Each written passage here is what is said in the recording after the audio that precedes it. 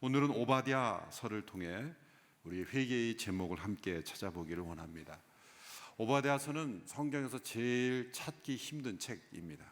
한 장밖에 되지 않아서 아모스와 요나서 사이에 있는데, 이 오바댜서를 찾으다 보면 아모스가 나오고 또 뒤로 가보면 요나가 나오고, 그래서 이 아모스와 요나서를 왔다 갔다 여러 번 뒤척여야 나옵니다. 신약에 보면 요한 2서, 3서, 유다서가 그렇죠. 그래서 요한 1서에서 유다서를 찾아보면 계시록이 나오고, 또 다시 찾아보면 요한 1서가 나오고, 이렇게 한 장밖에 되지 않아서 찾기가 힘듭니다. 오바댜라는 이름은 구약에 여러 번 나오지만 어떤 오바댜가 이 오바댜서를 기록한 오바댜인지 학자들도 잘 찾기 어려워합니다. 분명한 것은 이 오바댜 예언자가 예언한 대상이 바로 에돔이라는 족속이라는 것이죠. 이 에돔 족속은 이 이삭의 두 후손인 그런 에서와 야곱, 그 가운데 에서의 후예들이 바로 에돔 족속입니다. 에돔이라는 것이 불다 그런 뜻이죠. 그래서 에서로부터 에돔이 나온 것이죠. 에서의 이 호전적인 성격, 사냥꾼, 또 사냥하기를 좋아하고 동물적이고 본능적이고, 때로는 배고픔을 참지 못하는, 그 가치 있는 것을 보지 못하고 순간적인 본능을 만족시키려고 했던 그 에서의 DNA가 에돔 족속에 퍼져 있다는 것을 알게 됩니다. 이 에돔을 향해서 주어지는 하나님의 심판 예언이 바로 오바댜서에 나타납니다. 한 사람의 인성, 한 사람의 죄성이 한 국가로, 그로 인하여 파송된 그 족속과 국가까지 확장되어 나타나는 것, 이것이 바로 죄의 전염성이요, 영향력이요, 또 죄의 무서운 힘입니다. 그러므로 말미암아 한 국가 전체가 마치 동일한 한 사람인 것처럼 그 죄의 모습을 보여주는, 그로 인한 하나님의 심판을 초래한 것을 우리에게 나타내주고 있습니다. 특별히 에돔 족속은 이스라엘 족속과의 늘 긴장관계에 있었죠. 에서와 야곱이 서로 긴장관계에 있었던 것처럼 에돔과 이스라엘이 또한 그랬습니다. 이 에돔은 일찌감치 강대국이 되었습니다. 그래서 이스라엘 백성들이 출애굽할 때 그 출애굽에서 나오는 그 길에서 막아서면서 그 길을 열어주지 않았죠. 그 이후에도 계속해서 이스라엘과 적대 관계를 맺었습니다. 거슬러 올라가면 형제 관계입니다. 에서와 야곱의 그 형제의 갈등이 두 나라의 갈등으로 확산되어 가는 거예요. 죄는 언제나 머물러 있지 않고 확산합니다. 회개하지 않는 죄는 언제나 더 큰 죄를 만들고 영향을 미치고, 우리의 후손들에게 영향을 미치고, 이웃 간의 관계에 영향을 미치는, 어떤 관계든지 적대적 관계로 바꿔버리고 그리고 분열시켜버리는 것이 죄의 무서운 영향력입니다. 여러분, 세상이 점점 살기 좋아지는 것 같지만 그렇지 않습니다. 어떤 부분에 문명의 이기가 과학기술이 발전해서 편리해지는 것 같지만 세상을 전체적으로 보면 예전보다 훨씬 무서워지고, 나라와 나라, 민족과 민족 간의 전쟁과 위협과 테러는 더 심해지고 있습니다. 자연재해, 환경오염뿐만이 아니라 이런 인종과 인종 간의 갈등, 또 최근에 세계 정세의 뚜렷한 특징은 뭡니까? 자국우선주의 아닙니까? 자국우선주의. 그 자국우선주의의 배경은 이기심이에요. 결국 한 국가의 정책과 한 국가의 방향도 한 인간의 이기심을 확장한 것에 불과하는, 확장된 자아다, 그런 말도 있습니다. 한 국가는 한 자아의 마음속에 숨어있는 이기심을 확장시켜 놓은 것 같은 것이 한 국가에게서 나타나는 거예요. 이 국가적 죄, 집단적 죄의 현상이 나타나는 것이죠. 이것이 에돔이라는 나라에게서 뚜렷하게 나타나고 있다는 것이죠. 이에 대한 하나님의 심판을 예언한 것이 오바댜서입니다. 오바댜 한 장밖에 되지 않아 전체적으로 요약을 해보면 1절부터 9절까지는 하나님의 심판은 피할 수 없다, 하나님의 심판은 피할 수 없다.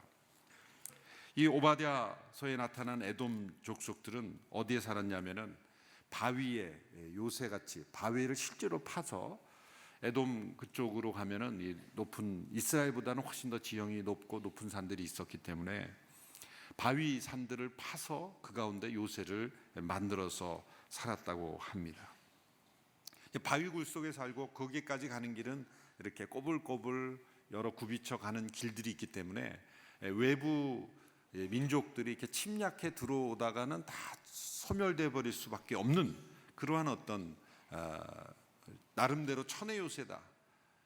이 요새, 이 지역은 아무도 공격해 올 수 없다라고 하는 안전감을 그들이 가졌죠. 그래서 오바댜 1장 3절에 보면 이렇게 되어 있습니다. 높은 평원의 바위굴 은신처에 살며 누가 나를 땅바닥으로 끌어낼 것인가, 그렇게 말한다는 거예요. 높은 바위굴 은신처에 살았던 이들이 그것을 의지하고 우리는 안전하다, 그렇게 여기고 살았다는 것이죠. 그러나 우리의 안전은 바위 같은 요새가 아닙니다. 우리의 안전은 하나님의 손 안에 있죠. 프랑스와 독일 국경에 프랑스가 독일의 공격을 막기 위해서 만들었던 유명한 마지노 선이라는 게 있죠. 그 프랑스의 장군 앙드레 마지노라는 장군이 기한을 해서 만든 이 접경 지역에 10년에 걸쳐서 1929년부터 38년까지 소위 마지노선이라는 것을 만들었죠. 그래서 그곳에 콘크리트 장벽을 만들고 뭐 대포를 갖다 놓고 지하 통로를 만들어 놓고, 그래서 어떤 적도 막아낼 수 있다라고 하는 그러한 요새 벽을 만들었던 것이죠. 그런 유명한 마지노 선을 만들어 놓고 프랑스 사람들은 우리나라는 이 마지노 선 때문에 안전하다, 이 마지노 장벽 때문에 어떤 적도 우리를 해칠 수 없다라고 굳게 믿었죠. 바로 그것이 독일의 히틀러의 군대에 의해서 무참하게 무너졌죠. 그래서 우리가 마지막으로 믿는 최후의 안전장치를 가리켜 흔히 마지노선이다. 그래서 마지노선이 무너졌다라는 것은 이제 완전히 멸망했다라고 그렇게 일컫는 말이 되었습니다. 우리가 믿는 마지노선은 무엇입니까?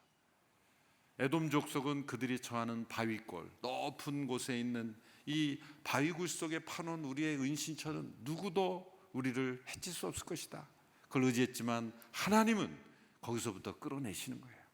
프랑스가 마지노선을 만들었지만 하나님의 어떤 섭리 가운데 그 마지노선도 무너지는 거죠.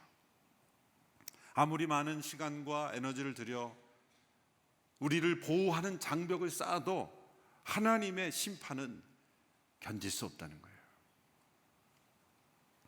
10절에서 14절까지의 말씀에는 하나님의 심판의 이유를 설명하는 내용이 나옵니다. 하나님의 심판은 결코 이유 없이 이루어지지 않는다. 무차별적인 파괴를 하시는 변덕스러운 신이 아니라는 거죠. 하나님의 심판은 철저히 공의로운 정의의, 진리에 근거한 심판. 오래 참으시고 풍성한 자비를 베푸시다가 더 이상 용납할 수 없는 지경에 이르렀을 때 하나님께서는 역사를 심판하시는 겁니다. 그러므로 하나님의 심판은 지극히 공정하고 당연한 심판이다.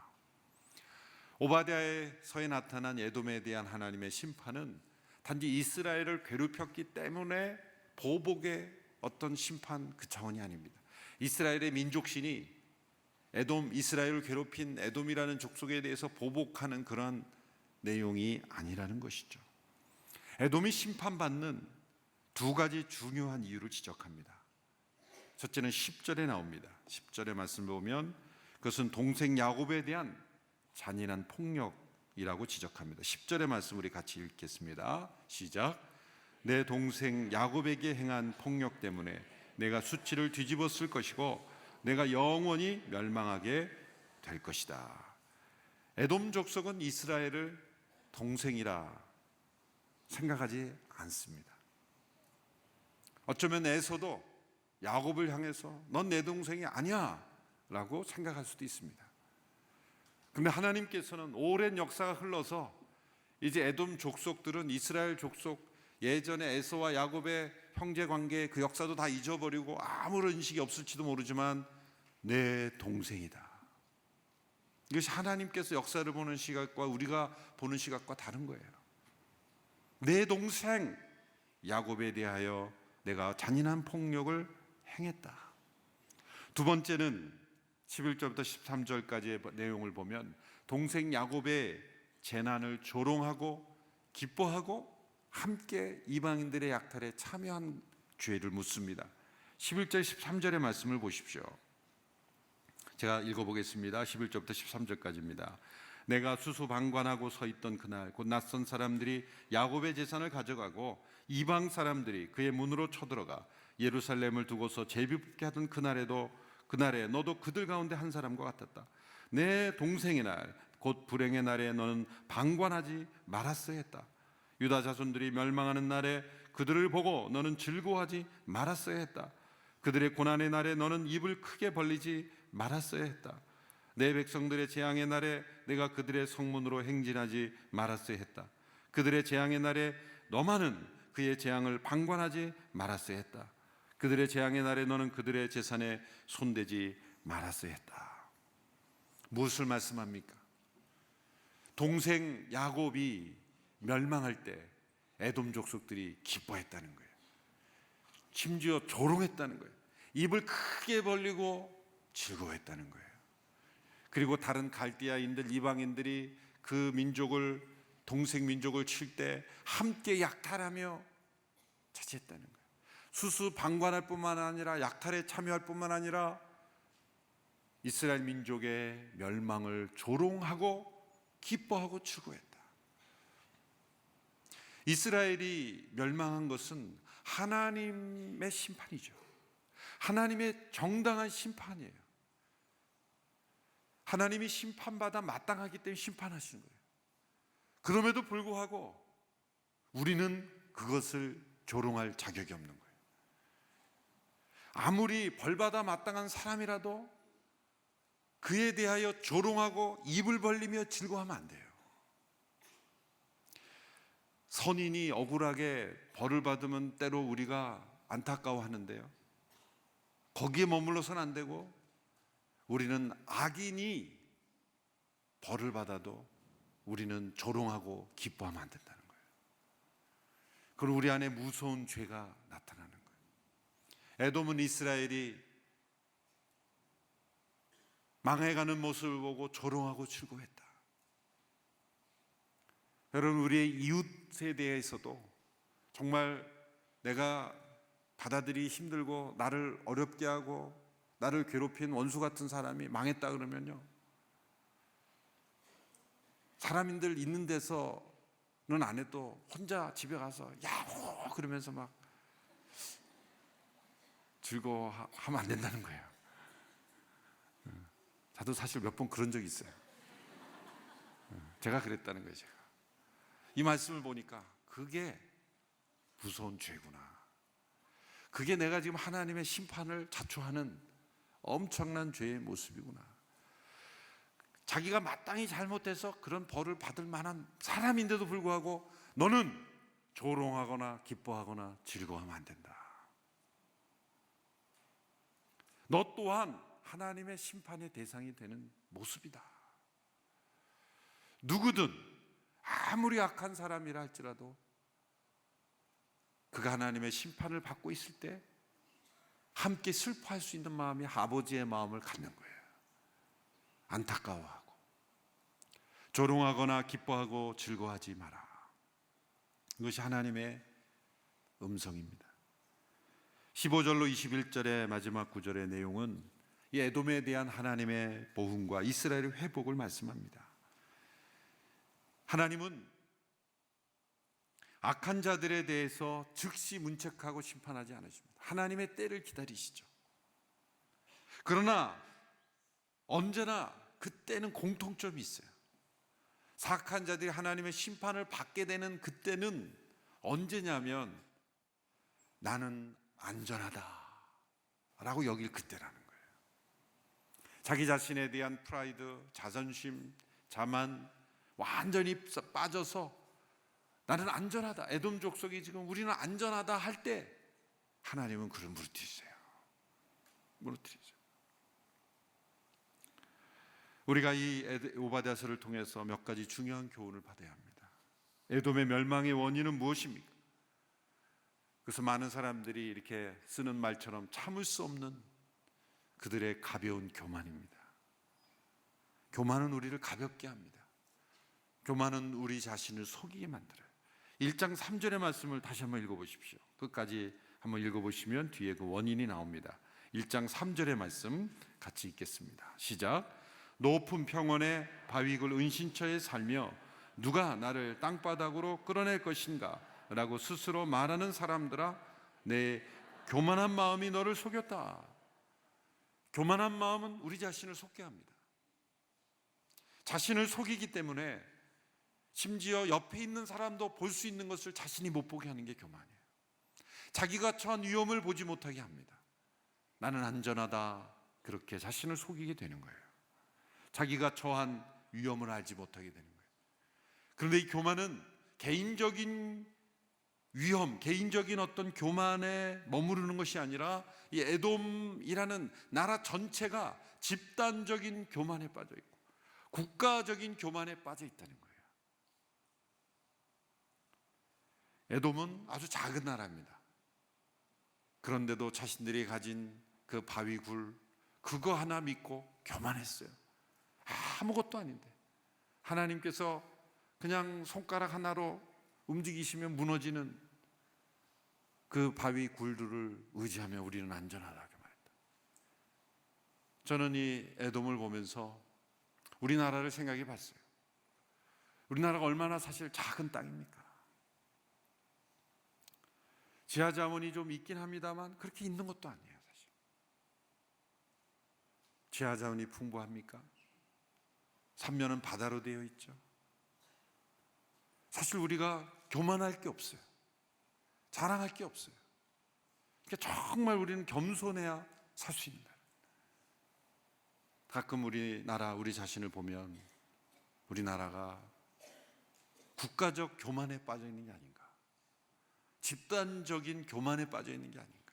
조금 잘 살게 되었다고, 몇십 년 동안 우리가 일으켰다고 국가적 자만에 빠지면 같이 다 망하는 거예요.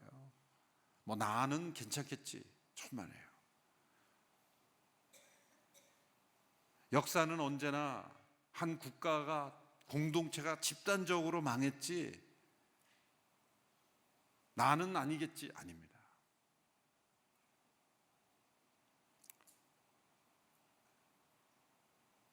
역사는 긍정적인 사고방식만으로는 바뀌지 않습니다. 저는 무조건 잘 될 거다, 이거는 신앙이 아니라 생각한다.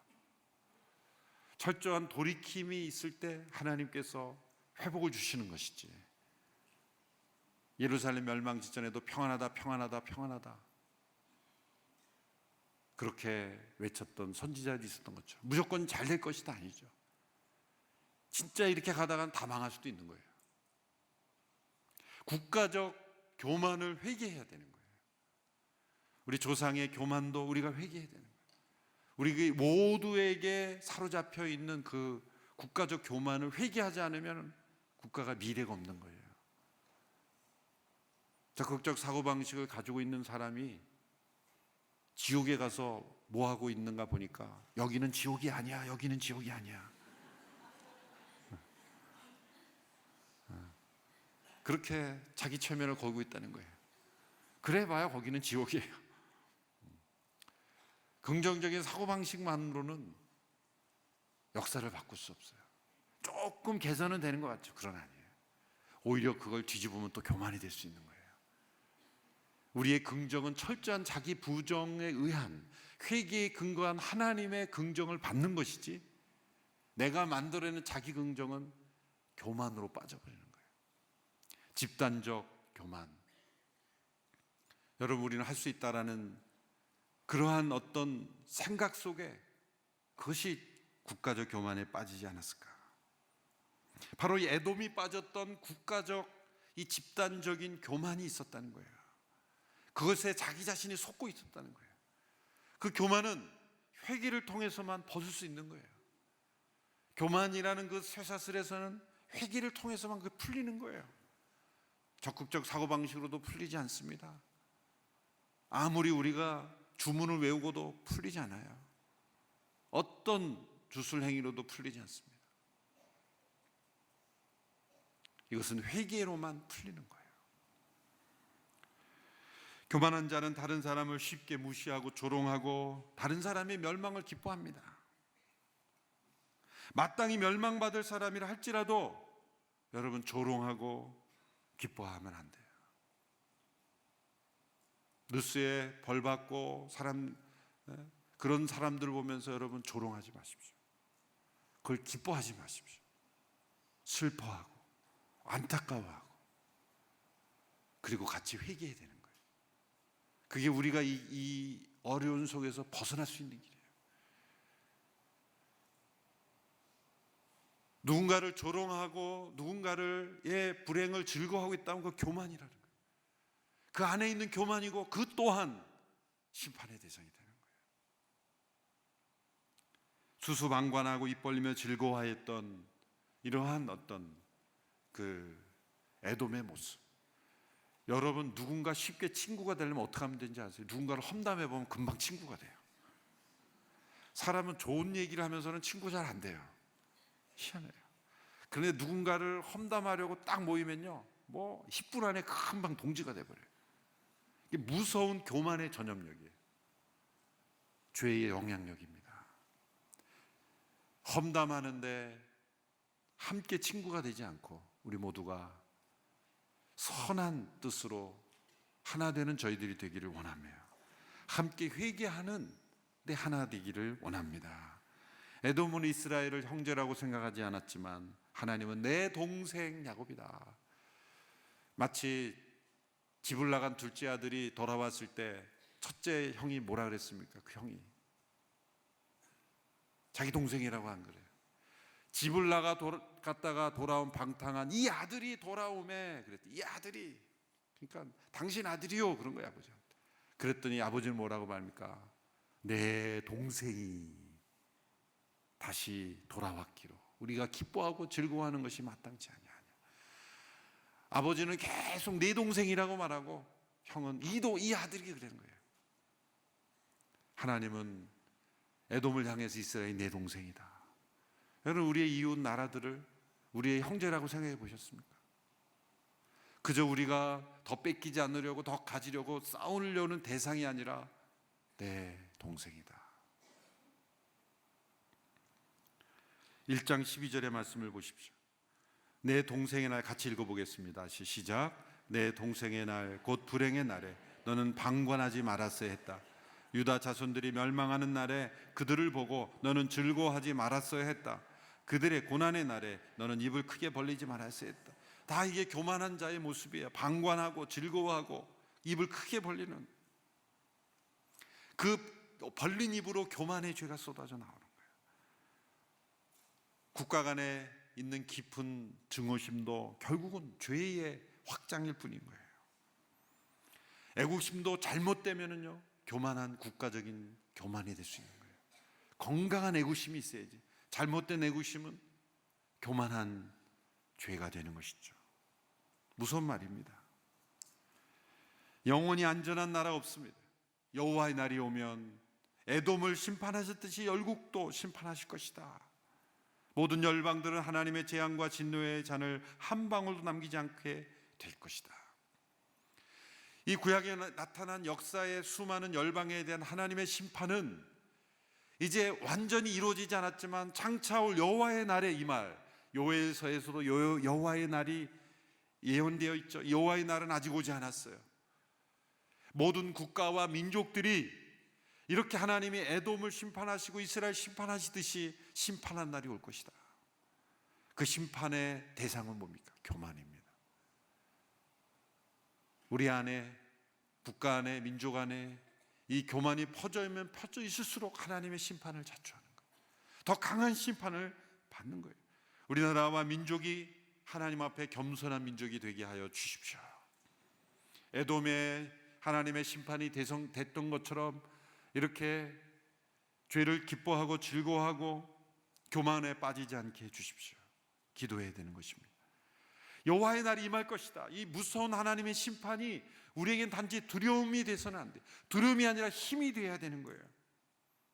믿는 그리스도인들에게는 하나님의 심판이 힘이 돼야 돼. 어떻게 힘이 됩니까?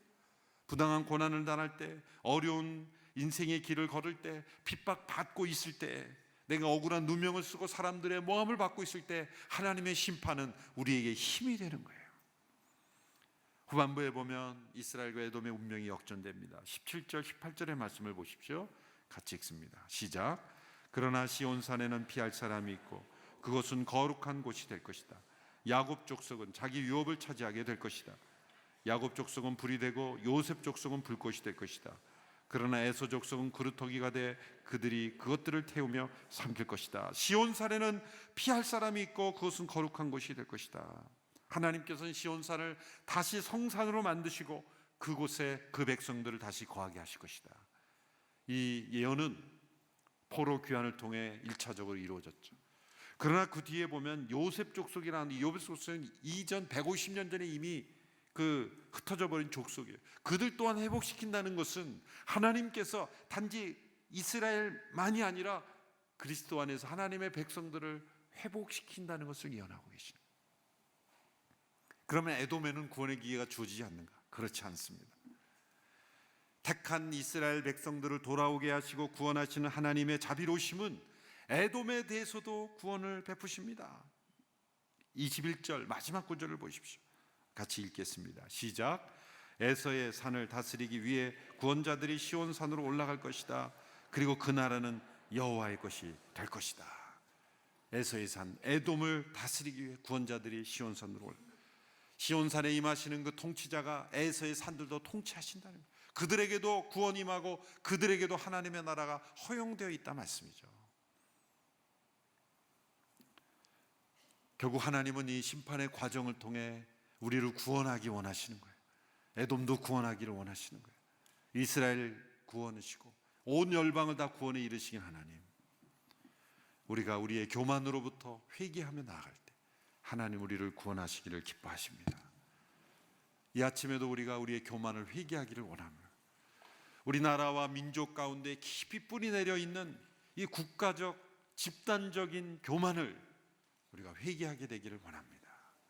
우리 민족 안에 있는 무서운 교만, 이 작은 나라를 버려진 땅과 같은 곳을 축복하셨는데 그것이 우리의 힘과 능으로 된 줄 알고 교만했던 이 나라 민족의 교만을 회개합니다.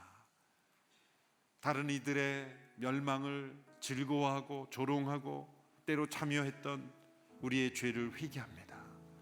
우리의 교만을 회개합니다.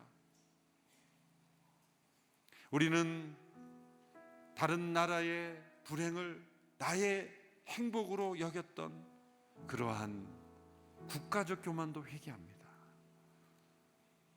오직 하나님 앞에 겸손한 저희들이 되게 하여 주십시오.